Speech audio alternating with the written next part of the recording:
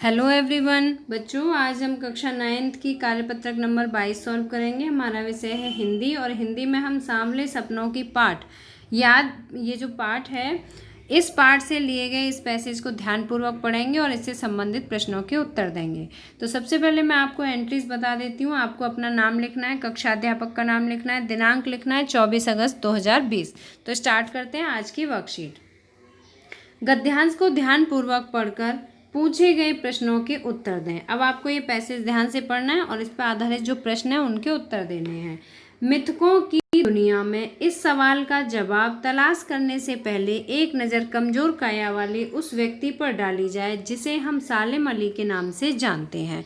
तो इस लाइन से हमें ये समझ में आया कि जो हम पैसेज है ये किसके बारे में पढ़ेंगे, सालिम अली के बारे में पढ़ेंगे। ठीक है। और सालिम अली कौन थे? ये वर्ड वाचर थे। ये हमेशा पक्षियों की तलाश करते रहते थे और उनकी हिफाजत करने में अपना इन्होंने पूरा जीवन समर्पित कर दिया था। उम्र को सती तक पहुंचने में, सती मतलब होता है 100 वर्ष का जीवन। ठीक है, सती मतलब 100। उम्र को सती तक पहुंचने में थोड़े ही दिन तो बचे थे। मतलब जो सालिम अली थे ये लगभग 100 वर्ष के होने वाले थे। संभव है लंबी यात्राओं की थकान ने उनके शरीर को कमज़ोर कर दिया हो।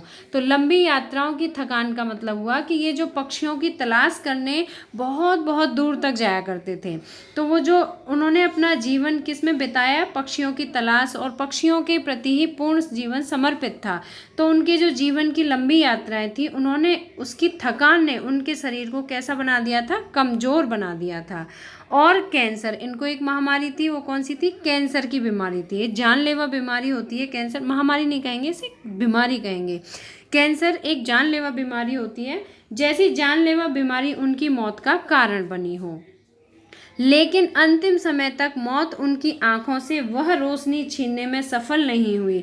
देखो यहाँ पे बताया वह रोशनी, तो कौन सी रोशनी है? वो रोशनी है जो कि हमेशा पक्षियों की तलाश करती रहती थी। ठीक है, वह रोशनी छीनने में सफल नहीं हुई जो पक्षियों की तलाश और उनकी हिफाजत के प्रति समर्पित थी। तो वो कौन सी रोशनी थी? पक्षियों की तलाश और उनकी हिफाजत के प्रति समर्पित रोशनी थी, जो उनकी मृत्यु तक उनके साथ रही थी। सालिम अली की आंखों पर चढ़ी दूरबीन उनकी मौत के बाद ही तो उतरी थी। उन जैसा बर्ड वाचर, बर्ड मीन्स चिड़िया और वाचर मीन्स देख रेख करने वाला, देखने वाला, चिड़ियों को तलाशने वाला, शायद ही दुनिया में कोई हुआ हो। लेकिन एकांत क्षणों में सालिम अली बिना दूरबीन के भी देखे गए हैं। ठीक है, अब हम इस पैसेज से संबंधित कुछ शब्दों के अर्थ समझेंगे महत्वपूर्ण शब्दावली के द्वारा।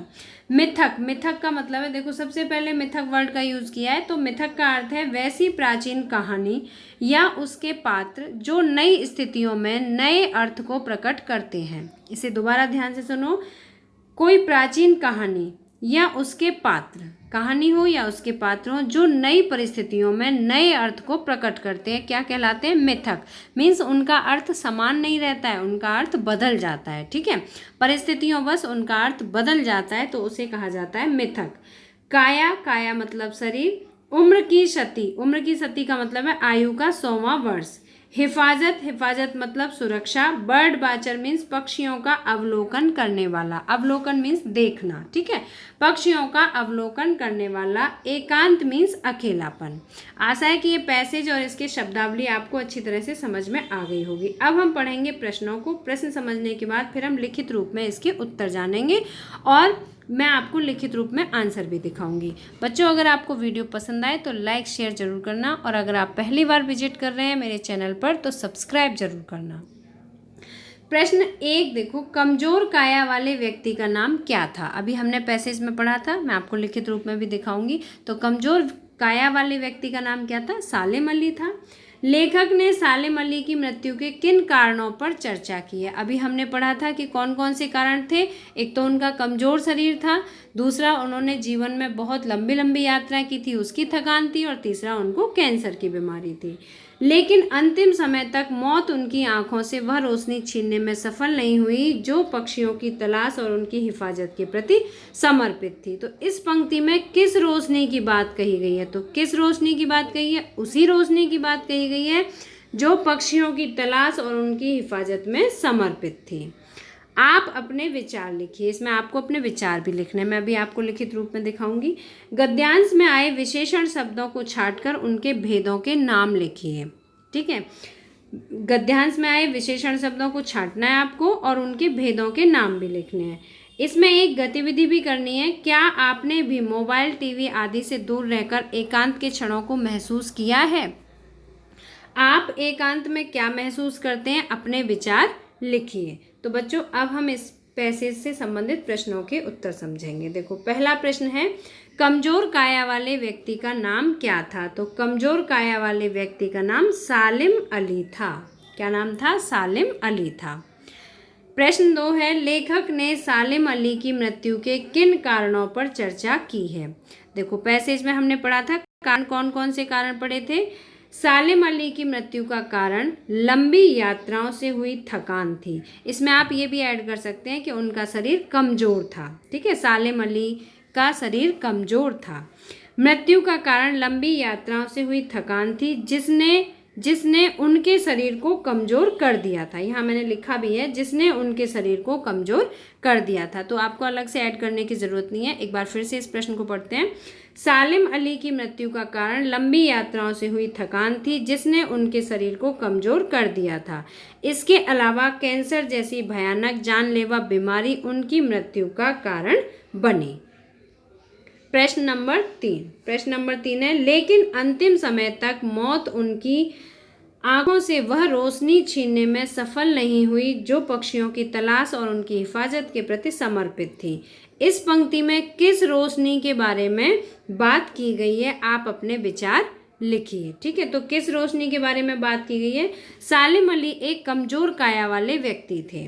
कैसी काया थी उनकी? कमजोर काया वाले व्यक्ति थे, लेकिन उनकी आंखों में पक्षियों का अवलोकन करने की रोशनी या क्षमता अद्भुत थी। ठीक है, यहाँ पर उद्भुत शब्द नहीं है, ये आ है, अद्भुत थी। पक्षियों का अवलोकन करने की रोशनी की बात उपर्युक्त पंक्ति में कही गई है। तो देखो, इसका जो मेन प्रश्न का आंसर है वो क्या है?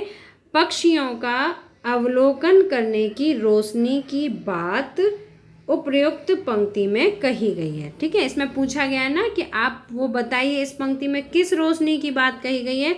तो वो रोशनी है पक्षियों का अवलोकन करने की रोशनी। क्योंकि सालिम अली जैसा बर्ड वाचर शायद ही कोई हुआ हो।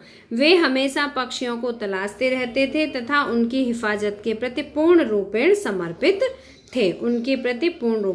समर्पित थे। तो आपके 3 प्रश्न सॉल्व हुए। अब चलते हैं प्रश्न नंबर 4 की तरफ। प्रश्न नंबर 4 था, गद्यांश में आए विशेषण शब्दों को छांट कर लिखिए। तो देखिए, इसमें जो विशेषण है वो है मिथक, कमजोर, जानलेवा, हिफाजत, एकांत, लंबा और सती। यहाँ पे शाह है, शीटी वाला सा, सती। ठीक है, तो ये मिथक कौन सा है? गुणवाचक। कमजोर, ये भी गुणवाचक है। ये सभी गुणवाचक विशेषण हैं। और जो सती है, क्योंकि ये सती मैंने आपको बताया था, सती मीन्स होता है 100, सत मीन्स 100, तो सती हो गया संख्यावाचक विशेषण। ठीक है, नाउ क्वेश्चन नंबर 5, क्या आपने भी मोबाइल, टीवी आदि से दूर रहकर एकांत के क्षणों को महसूस किया है? आप एकांत में क्या महसूस करते हैं? अपने विचार लिखिए। अब देखिए, हाँ, इसका आंसर है हाँ, मैंने भी मोबाइल, टीवी आदि से दूर रहकर एकांत के क्षणों को महसूस किया है। हमेशा नहीं, देखो इस बात पे ध्यान रखना, हमेशा नहीं। ठीक है, हमेशा एकांत में नहीं रहना चाहिए, हमेशा नहीं, लेकिन कभी कभी एकांत में रहने से सुखद अनुभूति होती है। हमेशा एकांत में रहने वाला तो कोई बुरे व्यवहार वाला व्यक्ति हो सकता है या कोई साधु महात्मा हो सकता है जो तपस्या कर रहा हो। ठीक है, तो हमेशा नहीं, लेकिन कभी कभी एकांत में रहने से सुखद अनुभूति होती है। यह वह समय होता है, जो एकांत का समय होता है, वह समय होता है जब मनुष्य स्वयं को साधने का मार्ग तलाश करता है।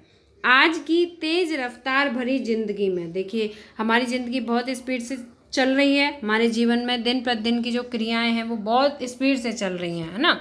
तो आज के जीवन में आज की तेज रफ्तार भरी जिंदगी में लॉकडाउन के दौरान, जब लॉकडाउन हुआ तो उस दौरान मैंने एकांत में रहने का अवसर मिला।